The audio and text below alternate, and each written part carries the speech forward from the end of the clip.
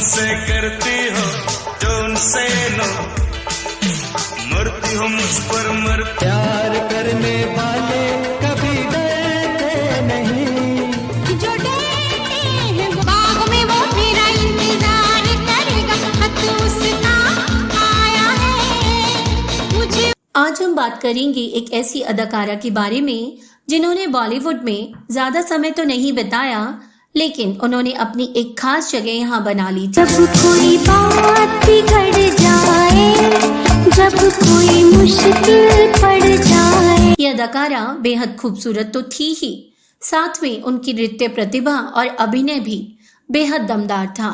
अलग अलग नृत्य शैलियों में उन्होंने शिक्षा ली थी। शुक्रिया आपके प्यार का, शुक्रिया शुक्रिया। आपको जानकर आश्चर्य होगा कि जब वे स्कूल में पढ़ती थी तब अमिताभ बच्चन से एक ऑटोग्राफ लेने के लिए उनकी कोशिश नाकाम रही, लेकिन उसके 5 साल बाद वो अमिताभ बच्चन की हीरोइन बनकर उनके साथ फिल्म में काम कर रही थी। क्या आप जानते हैं कि इस अदाकारा के लिए फिल्मों में आना बेहद आसान रहा। इनकी खूबसूरती और इनका नृत्य इनके लिए वरदान साबित हुआ, लेकिन वही खूबसूरती और सफलता उनके लिए परेशानियों का सबब भी बन गया। आदमी खिलौना है, रब जो चाहे। क्या हुआ था जो इस अभिनेत्री को अपने करियर की ऊंचाइयों के समय पर ही फिल्म इंडस्ट्री को छोड़ना पड़ा? क्यों दर्शकों के दिलों में अपनी जगह बना चुकी इस अभिनेत्री को बॉलीवुड ने ही बदनाम कर दिया? इनका फिल्मों में आना कैसे हुआ और इनका फिल्मों से जाना कैसे हुआ? दोनों ही बातें काफी दिलचस्प हैं। जानेंगे इस अदाकारा के बारे में और भी बहुत कुछ। आप बस बने रहिए हमारे साथ। नमस्कार दोस्तों, मैं हूँ ज्योति और आप देख रहे हैं बॉलीवुड क्लासिक एरा।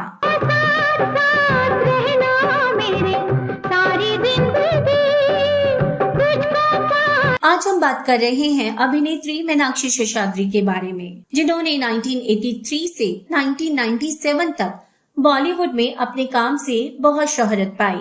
बटन में चांदनी, अता में रागिनी, नज़र में दामिनी, मेरी क्या। अपने 14 साल के फिल्मी करियर में लगभग 75 फिल्मों में काम करने वाली इस अदाकारा ने खूब हिट फिल्में दर्शकों को दी। चलिए जानते हैं इस अदाकारा के बारे में थोड़ा शुरू से।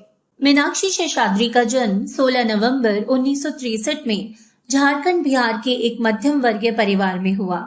इनका शुरुआती नाम रहा शशिकला, जो के बाद में बदलकर मीनाक्षी रख दिया गया, और ये नाम इन्हें दिया बॉलीवुड के नामी डायरेक्टर सुभाष घई ने। इनकी मां एक भरतनाट्यम डांसर थी। शायद यही वजह रही कि मीनाक्षी ने भी 4 नृत्य शैलियों में शिक्षा ली। इन्होंने भरतनाट्यम, कथक, कुचिपुड़ी और ओडिसी डांस में नृत्य शिक्षा लेकर खुद को शुरू से ही कला के क्षेत्र से जोड़ लिया था। मीनाक्षी ने मात्र 17 साल की उम्र में मिस इंडिया कंपटीशन में हिस्सा लिया और इस कंपटीशन को जीतकर वे मिस इंडिया बनी भी। इसी साल यानी 1981 में उन्होंने टोक्यो में मिस इंटरनेशनल 1981 में भी हिस्सा लिया। इनका फेम अब इतना हो चुका था कि भारत लौटते ही इन्हें अपनी पहली फिल्म मिल गई। ये फिल्म थी पेंटर बाबू, जिसे मनोज कुमार ने अपने बेटे को फिल्म इंडस्ट्री में लॉन्च करने के लिए बनाया था। ये फिल्म तो नहीं चली, पर मीनाक्षी को सुभाष घई ने नोटिस कर लिया और अब मीनाक्षी को अपनी दूसरी फिल्म मिली, और ये फिल्म थी हीरो, जिसमें उनके ऑपोजिट जैकी श्रॉफ थे। 1983 में रिलीज हुई इस फिल्म ने मीनाक्षी को फिल्म इंडस्ट्री में एक कामयाब हीरोइन की श्रेणी में लाकर खड़ा कर दिया।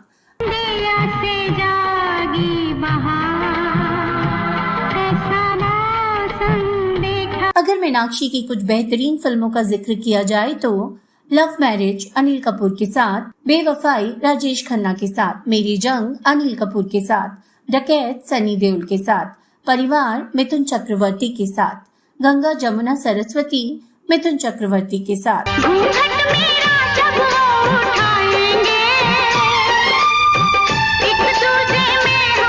शहंशाह अमिताभ बच्चन के साथ, गर्दिश में जब जाम आएंगे मुश्किल में हम, बड़े घर की बेटी ऋषि कपूर के साथ, नाचे नागिन गली गली नीतीश भारद्वाज के साथ, जुर्म विनोद खन्ना के साथ, घायल सनी देओल के साथ, घर हो तो ऐसा अनिल कपूर के साथ, आदमी खिलौना है गोविंदा के साथ, दामिनी ऋषि कपूर के साथ और घातक सनी देओल के साथ।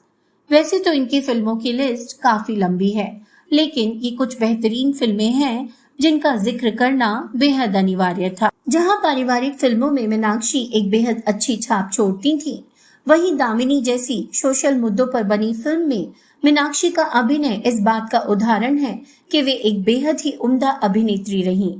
चलिए अब जिक्र करते हैं मीनाक्षी की खुद की जिंदगी में हुए एक ऐसे हादसे के बारे में जिसका शिकार बॉलीवुड में कई अभिनेत्रियों को होना पड़ता है। दरअसल दामिनी, घायल और घातक जैसी सफल फिल्मों के डायरेक्टर राजकुमार संतोषी उनकी खूबसूरती से इतने प्रभावित थे कि उन्होंने मीनाक्षी के सामने शादी का प्रस्ताव रख दिया था, लेकिन मीनाक्षी ने इस शादी के लिए साफ इनकार कर दिया।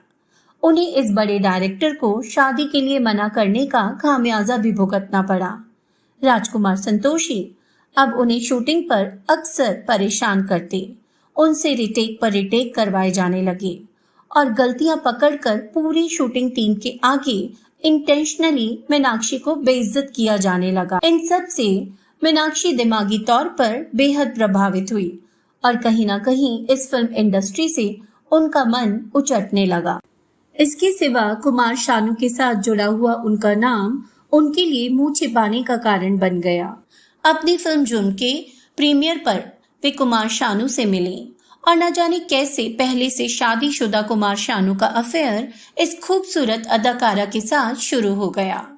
इस बात में वाकई कितनी सच्चाई है ये तो नहीं कह सकते, पर उस पर आग में घी का काम किया कुमार शानू की सेक्रेटरी ने, जिसने एक इंटरव्यू के दौरान ये स्टेटमेंट दिया कि कुमार शानू इन दिनों मीनाक्षी शेषाद्री के साथ डेट कर रहे हैं।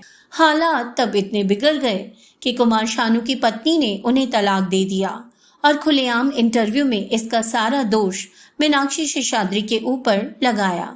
उन्होंने अपने इंटरव्यू में ये कहा कि मेरी शादी और घर को तोड़ने के लिए मीनाक्षी शेषाद्री पूरी तरह से जिम्मेदार है। ये बात उस समय मीनाक्षी के खिलाफ इस कदर खतरनाक साबित हुई कि इसके लिए पूरी फिल्म इंडस्ट्री से मीनाक्षी को नफरत का सामना करना पड़ा। राजकुमार संतोषी और कुमार शानू इन दोनों के साथ हुई इन घटनाओं का ये असर रहा कि मीनाक्षी जो सफलता की चरम सीमा पर थी, उन्होंने फिल्मों से एकदम दूरी बना ली और 1995 में एक बैंकर हरीश मैसूर से शादी करके बॉलीवुड ही नहीं भारत को भी छोड़ दिया। इस शादी से मीनाक्षी एक बेटे और एक बेटी की मां बनी। इसके बाद नृत्य शैलियों में पारंगत मीनाक्षी ने अमेरिका के टेक्सास में एक डांस एकेडमी खोली और आज वे वहाँ बच्चों को भारतीय शैलियों के नृत्य सिखा रही हैं। बॉलीवुड एक ऐसी जगह है जहाँ जब कोई गलती की जाती है और वो गलती पकड़ में आ जाए तो उसके लिए जरूरी होता है कि आप एक मोटी चमड़ी के व्यक्ति हो, वरना वहाँ रहना लगभग नामुमकिन हो जाता है। मीनाक्षी के बारे में बात करें तो यही कहा जा सकता है कि वे ये बदनामियां और बेइज्जती बर्दाश्त नहीं कर पाईं और तब उन्हें अपना सफल करियर छोड़ना ही बेहतर लगा। खैर जो भी हो, इस बात से इनकार नहीं किया जा सकता कि वे अपने समय की एक बेहद खूबसूरत और प्रतिभावान अभिनेत्री रही हैं और उन्होंने दर्शकों को काफी बेहतरीन फिल्में दी। तो दोस्तों, आज की ये कहानी आपको कैसी लगी हमें जरूर बताएं और यदि आपके पास हमारे लिए कोई सजेशंस हैं तो हमें कमेंट बॉक्स में जरूर लिखें। आप सुन रहे थे अपनी होस्ट और दोस्त ज्योति को। आज के लिए अब आपसे इजाजत लेना चाहूंगी और फिर मिलेंगे एक दूसरे सितारे के जीवन की कहानी के साथ। तब तक के लिए आप सभी को मेरा प्यार भरा नमस्कार।